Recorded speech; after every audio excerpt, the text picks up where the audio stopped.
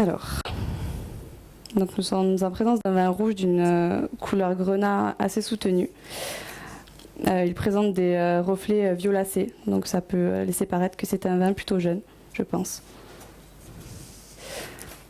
Donc au niveau des larmes, les larmes sont assez lentes, donc ça traduit peut-être un degré d'alcool un petit peu élevé, une sucrosité peut-être. Elle s'écoule sur un disque plutôt fin qui est brillant, donc c'est un visuel très agréable.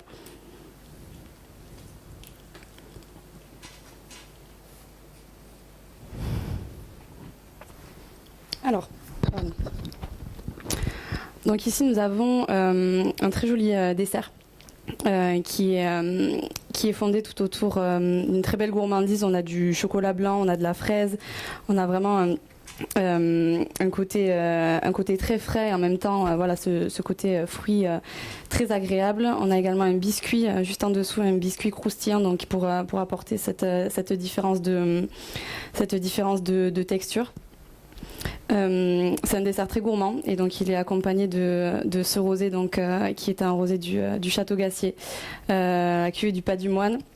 C'est une cuvée vraiment très très fraîche qui est basée autour des fruits. On a une légère note d'agrumes également. Donc ça peut contrebalancer en fait avec la sucrosité et la gourmandise du chocolat blanc, tout en s'alliant parfaitement donc avec la fraise qui est le fruit rouge, je trouve principalement présent dans ce vin-là. C'est la montagne que vous avez pas très loin de vous. C'est une montagne tout en calcaire, donc qui fait 946 mètres de haut. Et cette montagne, donc, elle laisse place à des éboulis calcaires qui vont donc dans les vignes. Des vignes qui sont partiellement, j'allais dire, composés donc de cépages blancs et rouges. Donc vous allez avoir le Rolle, l'Uni blanc, la Clairette, ce qui est de cépages blancs. Et en rouge, donc on a énormément de Cinsault, de Grenache, de Carignan. Donc c'est des cépages vraiment très gourmands qui laissent place à des rosés et des rouges vraiment très intéressants. Et je pense que c'est important de parler des rosés de cette région il faut mettre en avant. C'est déjà assez le cas, je trouve, mais c'est vrai que c'est toujours bien d'en parler. Ils se sont fait une réelle place dans la gastronomie française. On a des rosés qui sont d'une finesse incroyable. C'est le type de rosé que l'on peut servir donc avec toutes sortes de plats. Donc il peut aller de tout un menu à juste un plat. On peut même servir les rosés avec des viandes, ce qui n'était pas forcément le cas autrefois. Donc voilà, c'est une appellation qui a le mérite d'être nommée de par la dénomination géographique.